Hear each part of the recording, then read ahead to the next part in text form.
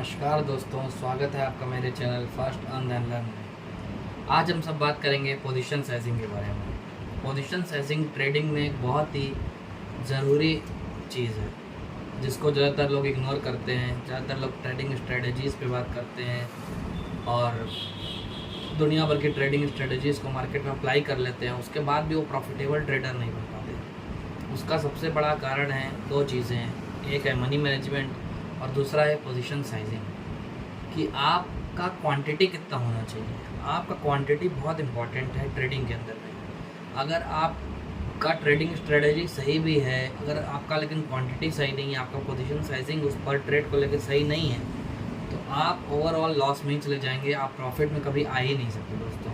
इसीलिए ट्रेडिंग के अंदर में पोजीशन साइजिंग एक बहुत ही इंपॉर्टेंट फैक्टर है जिसको इग्नोर ना करना ही ज़्यादा अच्छा है। आइए हम सब देखते हैं मनी मैनेजमेंट और पोजीशन साइजिंग किस तरीके से मार्केट में वर्क करता है। सबसे पहले हम लोग बात करते हैं मनी मैनेजमेंट के बारे में।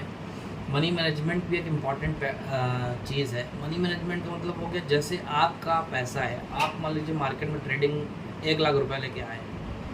अब जैसे मैंने अपने पुराने वीडियोस में, कल भी एक वीडियो थी उसमें बताया था कि मनी मैनेजमेंट में आपका जो टोटल ट्रेडिंग कैपिटल है उसको आप 5 पार्ट में डिवाइड कर दीजिए।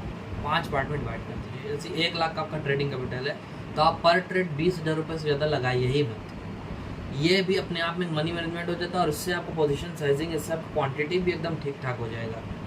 और पोजीशन साइजिंग में क्या होता है कि आप स्टॉप लॉस कई तरीके से लगा सकते हैं। जैसे परसेंटेज वाइज स्टॉप लॉस लगा सकते हैं, आप पॉइंट वाइज स्टॉप लॉस लगा सकते हैं।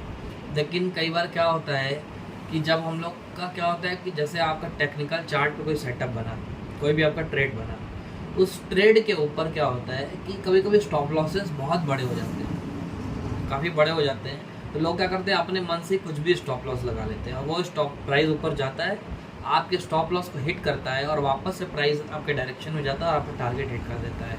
और आप बोलते हैं अरे ये तो मेरा स्टॉप लॉस खाने के लिए आया था।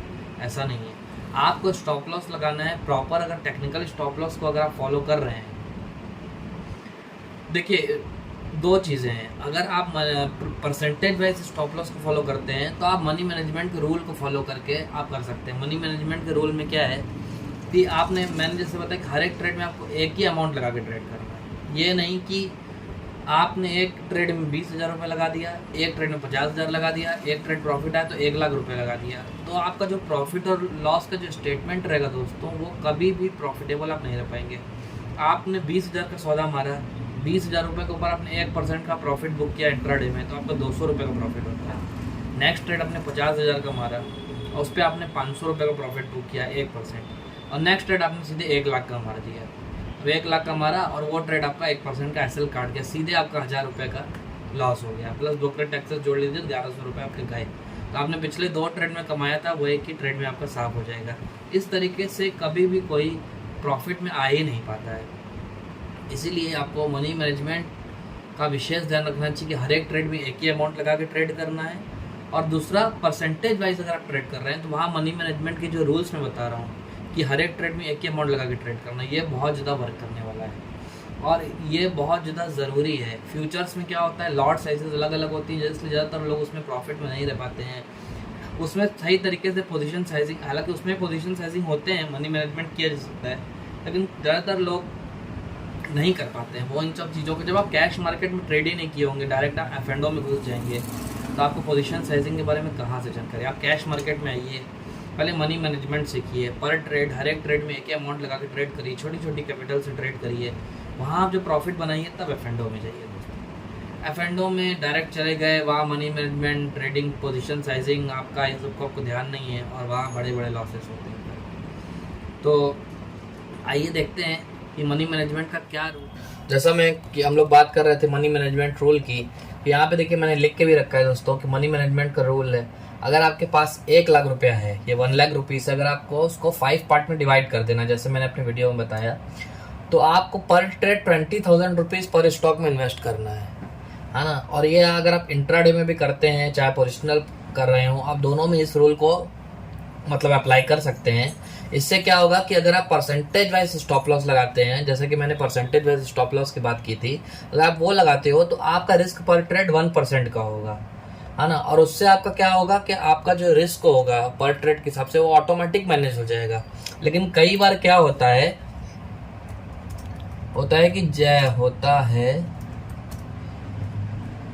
कि जैसे आपने कोई स्टॉक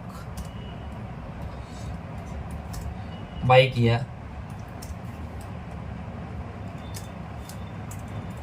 सॉरी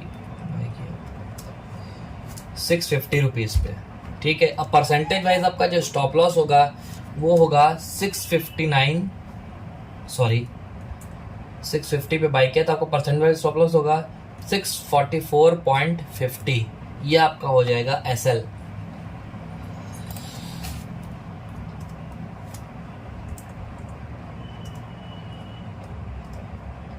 ये आपका हो जाएगा एसएल परसेंटेज वाइज 644.50 का। लेकिन अगर आप परसेंटेज वाइज स्टॉप लॉस नहीं लगाते हैं और मान लीजिए कि अभी आपका स्टॉप लॉस बड़ा हो जाता है, कई बार क्या होता है कि आपने ट्रेड 650 पे बाई किया और आपका टेक्निकली जो स्टॉप लॉस मिल रहा है वो मिल रहा है 662 का। तो यहाँ अगर आप परसेंटेज वाइज स्टॉप लॉस लगाएंगे तो यहाँ आपका पूरा मनी मैनेजमेंट का रूल गड़बड़ा जाएगा दोस्तों। यहाँ पे आपका जो 662 पैसे लगेगा तो आपका जो ट्रेडिंग कैपिटल है उस पर आपका बड़ा डेंट आएगा, आपका 1% से ज़्यादा का लॉस हो जाएगा, आपका जो ट्रेडिंग पर ट्रेड आपने जो रिस्क डिसाइड किया है वो आपका ज़्यादा चला जाएगा। तो ऐसे में फिर हम लोग बात करेंगे पोजीशन साइजिंग की।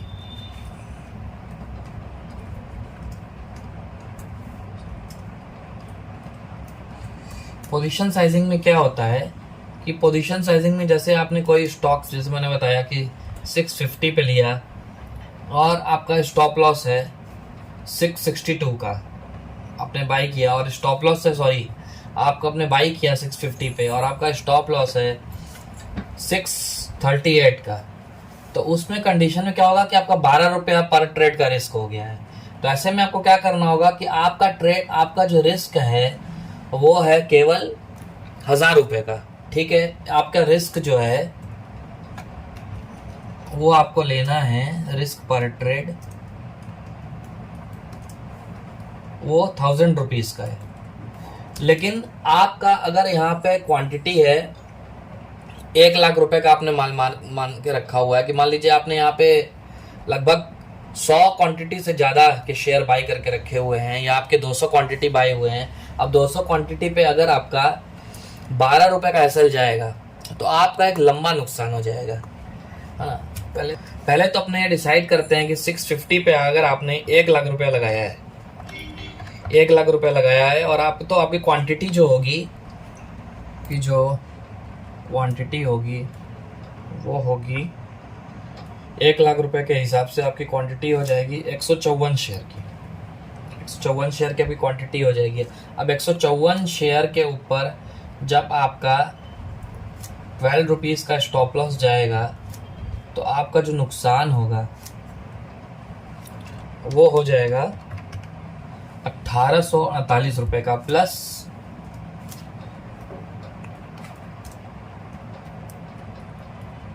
ब्रोकरेज टैक्सेस भी जाएंगे, ठीक है। तो आपका इतना नुकसान हो जाएगा। लेकिन अगर आपको रिस्क लेना है केवल 1000 रुपये का और आपका स्टॉप लॉस है 12 रुपये का, ठीक है, तो आपका स्टॉप लॉस है 1000 रुपीज़ का। तो ऐसे में क्या करना होगा, पोजीशन साइजिंग कैसे की जाती है कि आपका जो टोटल रिस्क पर ट्रेड है ना। अब जैसे यहाँ पे मैंने बताया कि स्टॉप लॉस है आपका 1000 रुपीज़ का, तो आपका पोजीशन साइजिंग में क्या होगा, पोजीशन साइजिंग में ये होगा दोस्तों कि आपका ये पोजीशन साइजिंग हो रहा है। तो पोजीशन साइजिंग का ये रूल है कि आपका 1000 रुपये का रिस्क है तो केवल 1000 रुपये ही जाएगा, उसके आपको कुछ नहीं करना है। आपका 12 रुपीज़ का स्टॉप लॉस और आपको रिस्क लेना है 1000 रुपीज़ का, तो आप 1000 डिवाइडेड बाई 12 कर दीजिए। तो आपकी क्वांटिटी वो ऑटोमेटिक यहाँ पे आ जाएगी 83 क्वांटिटी। तो ये ही 83 क्वांटिटी है जो आपको परचेस करनी है। जो कि आपको पोजीशन साइजिंग में पता लगता है कि आपको कितना क्वांटिटी का ट्रेड लेना है। और इस तरीके से जब आप पोजीशन साइजिंग करके मार्केट में ट्रेड करते हैं तो आपका जो रिस्क होता है वो आपके अनुकूल होता है। अब इस तरीके से फार्मूले को इस तरीके से यूज़ करके, पोजीशन साइजिंग के फार्मूले को यूज़ करके आप ट्रेड कर सकते हैं जब आपका टेक्निकली स्टॉप लॉस बड़ा होता है।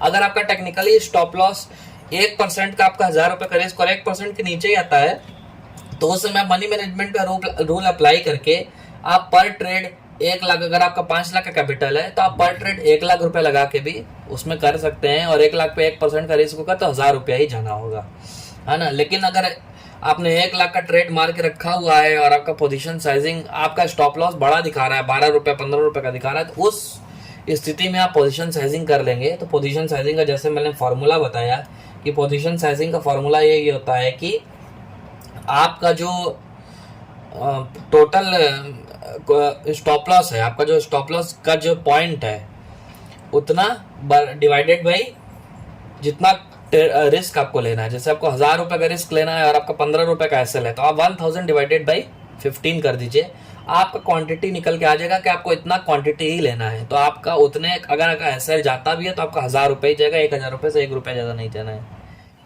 इस तरीक़ों से दोस्तों हम लोगों ने समझा मनी मैनेजमेंट को और पोजीशन साइजिंग को, कि पोजीशन साइजिंग मार्केट में कितनी ज़्यादा इम्पॉर्टेंट है। इस तरीके से आप पोजीशन साइजिंग करके अपने रिस्क को सेट कर सकते हैं, मनी मैनेजमेंट के रूल को वो कर सकते हैं और सही तरीके से मार्केट में ट्रेडिंग कर सकते हैं। पोजीशन साइजिंग बहुत ही इंपॉर्टेंट फैक्टर है, बहुत ही इंपॉर्टेंट चीज़ है दोस्तों। उसको इग्नोर करने पे आपको कितना क्वांटिटी लेना है ये बहुत ज़रूरी है मार्केट में। अगर आपने उसको इग्नोर किया और उल्टे सीधे आपने ट्रेड लिए, एक ट्रेड में 1 लाख लगा दिया, एक ट्रेड में 2 लाख लगा दिया, एक ट्रेड में 3 लाख लगा दिया। और कई लोग क्या करते हैं कि अपने मन से स्टॉप लॉस लगाते हैं। स्टॉप लॉस अगर टेक्निकल है, स्टॉप लॉस अगर बड़ा है तो कोई दिक्कत नहीं है। अगर आपका बड़ा स्टॉप लॉस है तो उस समय आप पोजीशन साइजिंग करके सही क्वांटिटी में ट्रेड लीजिए। आप 100 शेयर्स लेके 10 रुपये का स्टॉप लॉस लगाते हैं तो आपका रिस्क 1000 रुपये का ही होता है। चाहे आप 1 लाख का माल लीजिए और उतना क्वांटिटी 1 लाख में जितना आपका आएगा उस पर आप 6 रुपये का स्टॉप लॉस लगाइए, 600 रुपये का शेयर आपने अगर बाई किया है तो भी आपका रिस्क 1000 रुपये का होगा। तो ये डिसाइड करता है कि आपका टेक्निकली स्टॉप लॉस क्या है, तो उस समय कौन से रूल को अप्लाई करना है, मनी मैनेजमेंट रूल को अप्लाई करना है, उनकी पोजीशन साइजिंग वाले रूल को अप्लाई करना है। उस तरीके से मार्केट में ट्रेड करके सही तरीके से आप पैसा बना सकते हैं दोस्तों। ठीक है दोस्तों, आज के लिए नमस्कार। और अब मेरी अगर वीडियो आपको अच्छी लगी हो तो प्लीज़ लाइक करें, शेयर करें, सब्सक्राइब करें और मेरे चैनल पे बने रहें। आगे आपको और भी अच्छी स्ट्रेटजीज, ट्रेडिंग स्ट्रेटजी मेरे चैनल पे देखने को मिलेगी। और मैं एज अ यूट्यूब पे एज अ बिगनर आ रहा हूँ। अगर मुझसे कुछ गलती हो गई हो, मुझे आप मेरे वीडियोस बनाने में कुछ ऊंच नीच हो रही हो, आपको पसंद ना आ रहा, तो उसके लिए मुझे माफ़ कर दीजिएगा दोस्तों। लेकिन आगे आपको और भी अच्छे कंटेंट मेरे चैनल पे देखने को मिलेंगे, तो आप कृपया करके मेरे चैनल को सब्सक्राइब कर दें और मेरे साथ जुड़े रहें। धन्यवाद दोस्तों।